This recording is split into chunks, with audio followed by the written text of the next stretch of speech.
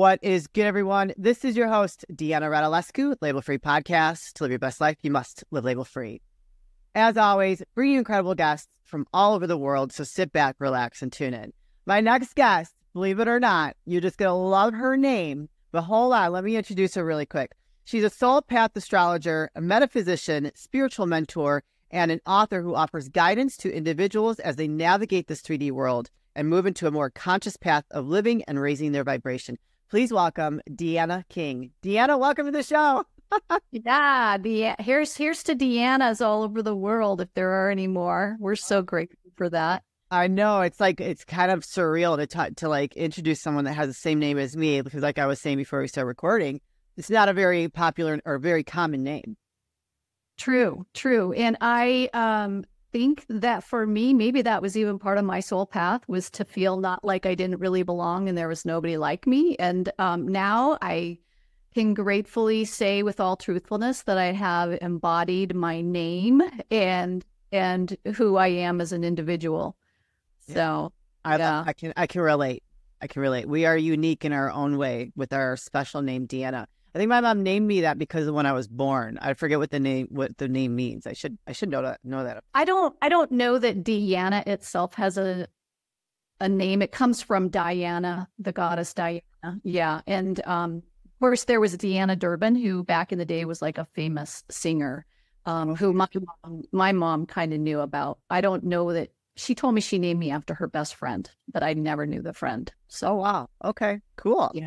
So I love all the things that you do. And I think that we talk about being label free, right? And I think people like general judgment on what you do, people think like, oh, woo woo, I don't know if I believe in that. And the more I tap into my divine feminine energy, the more I believe in a lot of things that, people like you're like healers, guiders, whatever you might call you, what you do. And I think is very important because you can really help people go through different periods in their life. So let's talk about what soul path astrologer means, and then we'll get into all the rest of it. Okay. So I learned astrology about 6 or 7 years ago. Actually, I remembered astrology because once I started learning it, it was like this flood of information, and it became very simple for me.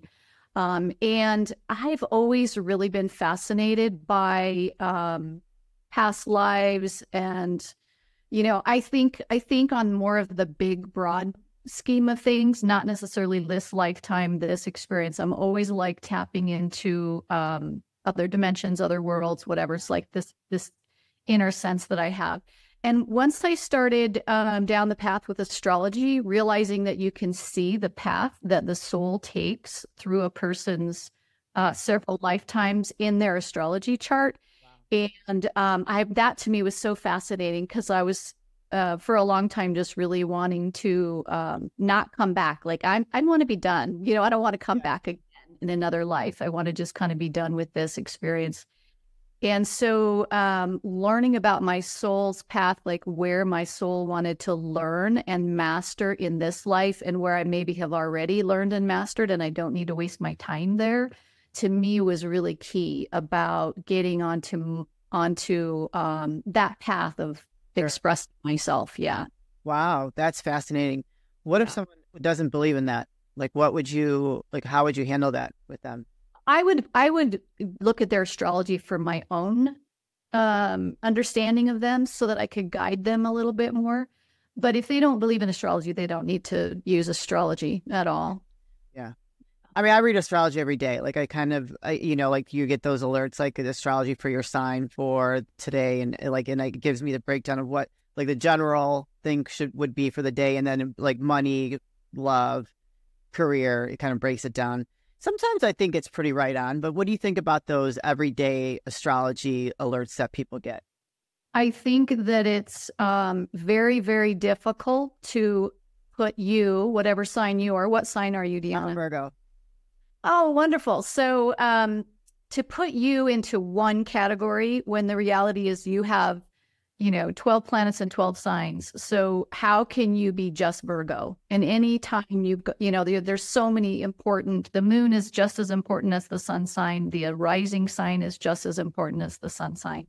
And of course, your Venus and your Mars is like your action and your love. And so that's a huge piece of our lives and who we are, right? So you're really a very complicated person. So I don't put any value on those superficial, this is what's happening for you this week or day, because there's a lot going on for any one person. Now, metaphysician, what does that mean? So a metaphysician for me is someone who studies metaphysics, which is the practice, I guess, and the belief that we are way more than we see, than our senses can touch, see, feel, know. There's little, now we're getting more and more proof, but up until probably the past 20, 30 years, we had no proof that the unseen things existed. Now we can actually monitor energy, right? And see, like Carillion photography. So to me, metaphysics is just the unseen world that in my world exists very, very much. And so there's a lot of things that you can put into that category. It would be all the alternative health practices, maybe Reiki, maybe other energy work. It would be medical intuitives.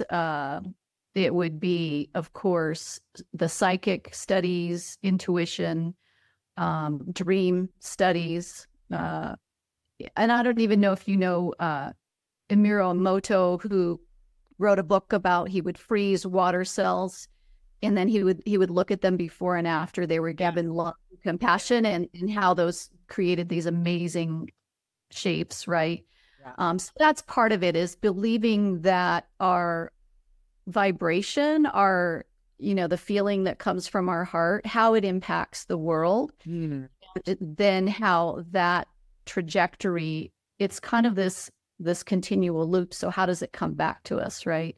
And if we're just always in stress and drama and struggle and frustration, we're putting that energy out. So of course we're kind of going to get it back, in a sense.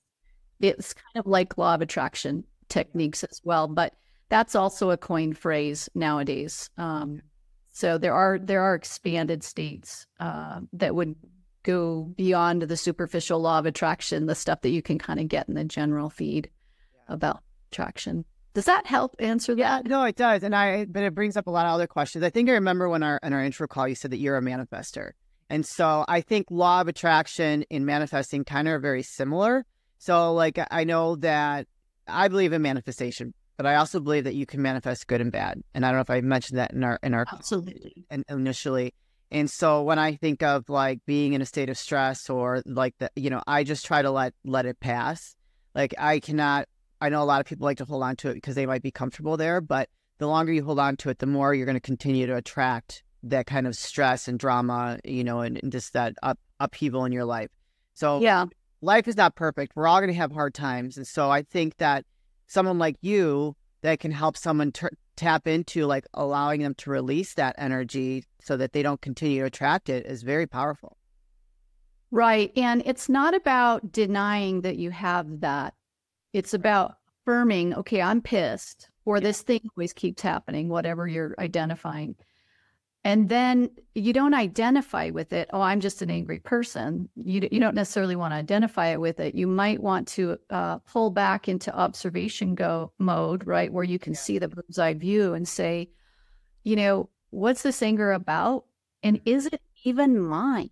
Because we are sponges and we go into the world. And if we don't understand about boundaries or how to clear yourself, we're just like in the sea of everything that's out there and attracting it, right? And let's say, for example, we had an ancestor who didn't deal with their anger, right? And was very, very angry. So there may be an imprint in our DNA or in our ancestral energy line about anger, whether we push anger away because it's not a safe thing to feel, or whether we think that's part of our identity, right? So maybe it's not even yours. Maybe you just were somehow programmed to think that it's yours. Maybe you picked it up at the grocery store. You know what I'm saying? So it's like, if you have techniques for just clearing yourself of all the stuff that's not you, it's amazing how all of a sudden you're like, oh my gosh, I feel better now. Yeah. So, it's like a yes and a no. Is this in your mind? You do the clearing. if you feel better, it's like, oh, that wasn't even mine. So now I can. What are some ways that someone could clear that energy? Um, I teach some techniques that take about 3 minutes to do. I suppose I could do it on the video if you wanted to do it now, but the absolutely easiest way is to use white sage. Does anyone? I don't know if you have any there, but it's desert white sage is something you can buy in a natural food store and or at any other spiritual type store, and you just burn it and it puts off a smoke and it does have a little bit of a smell, but the smoke is this particular plant has the energy of clearing negativity. And so you use your intention, and as the smoke is coming off of the sage, you just ask for it to clear your whole energy body. And if you know there's a person who's bothering you, you just clear off that person's energy, you clear off the anger, you clear whatever your intention is, you ask to clear that. I clear my computer regularly because I'm working on my computer all the time, and my whole house, just to clear off all the stuff that I'm off gassing all the time. I'm off gassing, I'm processing, and there's a bunch of crap in my house, and so I clear my house all the time. I've got the Palo Santo sticks. Exactly, that works just as well. It does smell a little bit better. Yeah. I will just say that Palo Santo is an endangered tree now because it's becoming popular. So if you buy it, maybe try to find it from a good source that's not stripping the forests, and use it sparingly. It doesn't burn very fast anyway. So no, it doesn't. Yeah, that's what I use. I try to do that a couple times a week because I'm a total empath, Deanna. And so I pick up energy very quickly, and I'm 47, and I just realized as an empath probably a couple of years ago. And so now that I'm aware of it, and it's just like I have not been able to find a way to kind of protect myself from really like absorbing that energy. And so like anybody else that's listening that's an empath, I know your struggle. It's hard. Let me just tell you a really simple hack. Okay. Guess, Deanna, you know what chakras are? Yes. Chakras. So your second chakra is the place that women generally open to feel their environment so that they know how to respond and handle things. So if you just close your second chakra, you just intend that it close, then right there and then you are not feeling everybody in the room. Yeah. Okay. That's good. So it's a real simple hack because the chakra will open again on its own. It'll just kind of by default open again. But if you consciously choose, okay, I want to close my chakra while I'm in this mall. Yeah. Because you don't need to feel everybody in the mall or the store, right? And then you can open it when you're having a conversation with someone important, or whether you're doing some creation, which requires you to open that chakra and create from there. It's just a matter of consciously choosing. Yeah. And the default for empaths, and again, empath is kind of a label, right? But but I don't know how else to explain it. I just pick up other people's like more negative energy than anything. Positive. I wake up, I'm a very positive person, eternally optimistic. So some like negativity really affects me bad. Like it'll like, it'll bring me down. So like that's, Yeah. Well, if you purposefully clear that chakra out with your sage, that would be huge for you. Or anybody else is listening. When I work with people, I specifically guide them through techniques that will work for them as an individual, depending on what their story is and where their wounds are and where the triggers in their body might be, right? What's good, everyone? This is your host, Deanna Radulescu with Label Free Podcast. So I'm very much into my vitality, my health and wellness, fitness, all those things. So I love the telehealth concierge services. I'm not sure if you're familiar with those, but there's an online telehealth resource to help you with your health and wellness, sexual health, weight loss, peptides, what have you. And I really enjoyed the last therapy I did with them. This time I'm doing weight loss, you guys, because I've been a little bit slowing down here at this age, and I'm looking for something to boost that metabolism. I highly recommend Valhalla Vitality. I have a discount code for you, Deanna15, and I will have the link in the description below for you to go sign up, Check them out. Get your appointment scheduled. You'll have a meeting with a great telehealth doctor, supervisor, consultant that will walk you through what it is that you're looking for to improve in your vitality. Again, this is Deanna Radulescu with Label Free Podcast, and I'm here to endorse Valhalla Vitality. When does a person come to you to like work with you with their, what are they like in a transition in their life? Are they dealing with something they can't really fix on their own or fix with traditional counseling or what have you? When do you to come to someone like you to work with you? Generally, they are in pain in some way, whether it's, physical pain, I'm having a problem, whether it's, I've been trying to create this thing for so long and it's not happening. Generally, they want to get past whatever the thing is that they feel is sort of stopping them or causing an upheaval in their lives. Or, and it might not even be that big. It might even just be the communication with my husband sucks and I need to fix this. And so generally, it's not really the first thing they come in for. There's underlying stories and themes and programming, whatever, that are really causing the outside world to happen this way for them. And so, so that's when we go into the investigative process and undo and unhinge. How often, maybe it's probably every time, I don't know, is a lot of stuff generational or ancestral that's imprinted on? I'm actually very fascinated by this because I feel like we do carry a lot of that stuff, but that maybe we have zero control over, from maybe our mother got it from an ancestor of hers and she passed it on to us. And so how often do you find that there are issues from their ancestry or previous lives? Absolutely every time. And I will just say that where we are as humanity right now on the planet and the fact that we're all being asked to kind of up level ourselves, right? And to be more responsible for not only for how we manage our lives, but taking care of Mother Earth. Do we live from our heart or are we just all about money and hurting people, So we're all kind of being asked to up level. And part of the up level is this great healing that's happening on a very grand scale for the trauma that has happened for generations on the planet.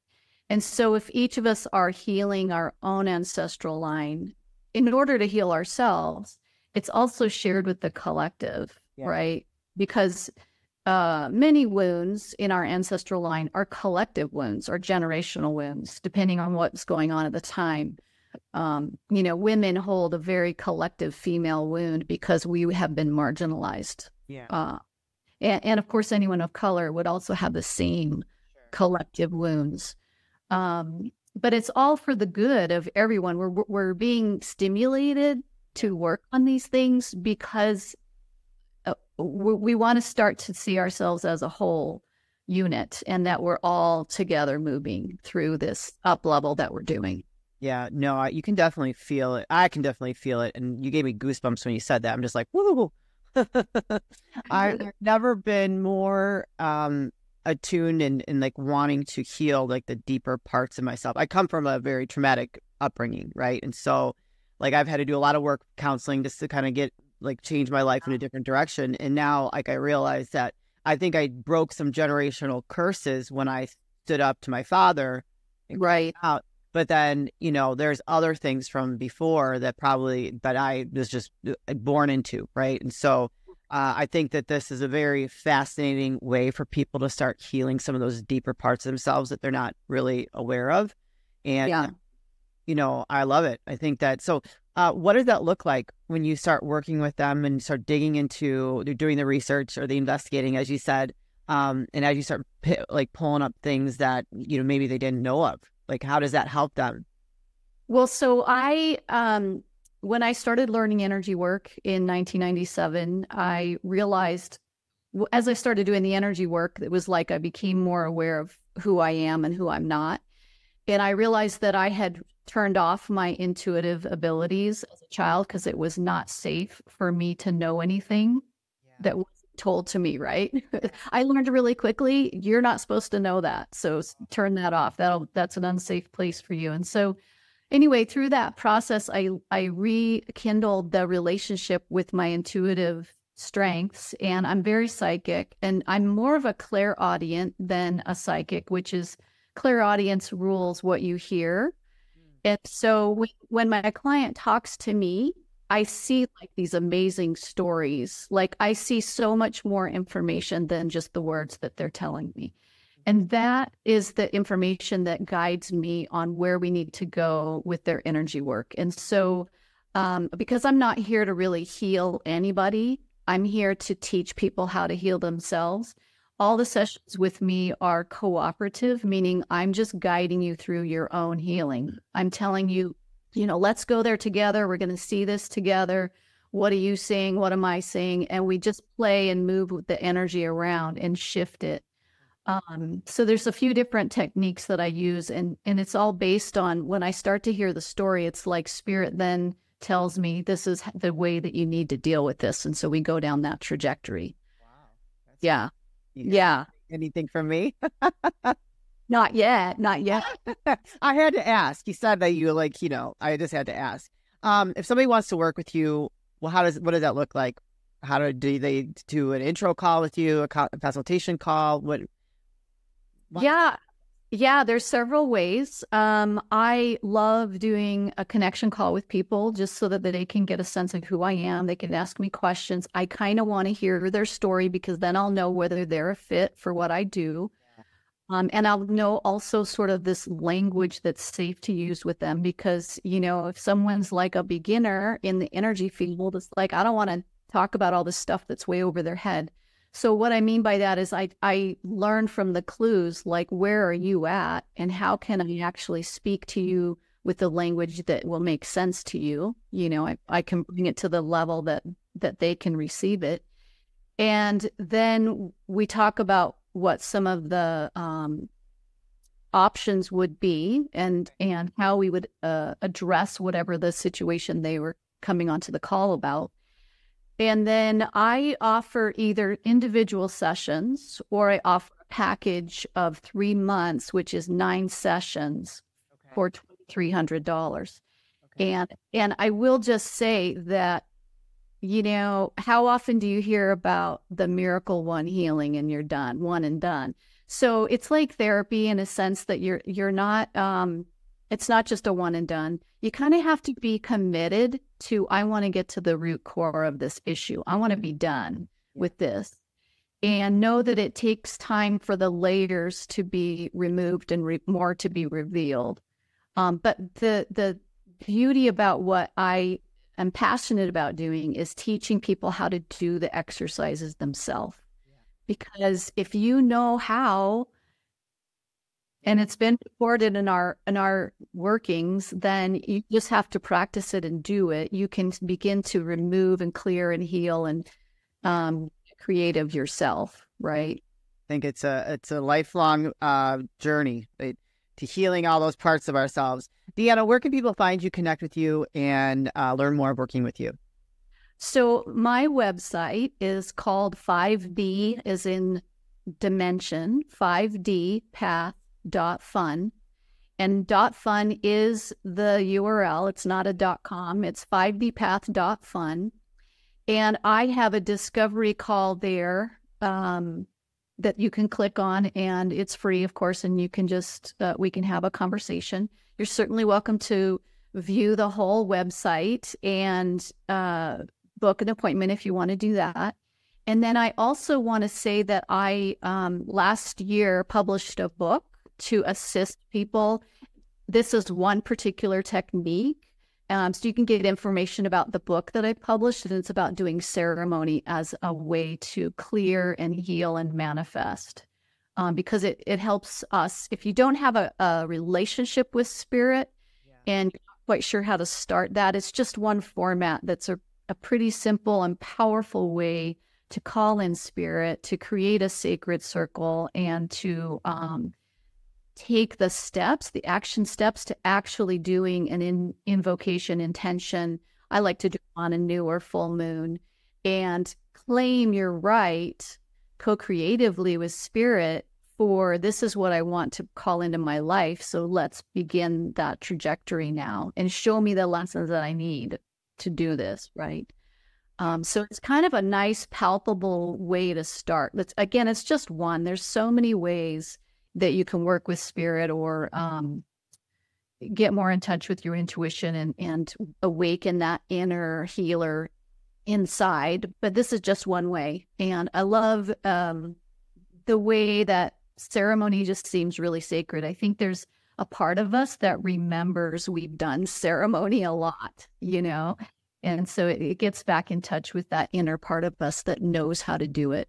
Yeah, I love that. You guys, I'm going to put that link in the show notes. So if you connected with Deanna today, do not hesitate to go click the link.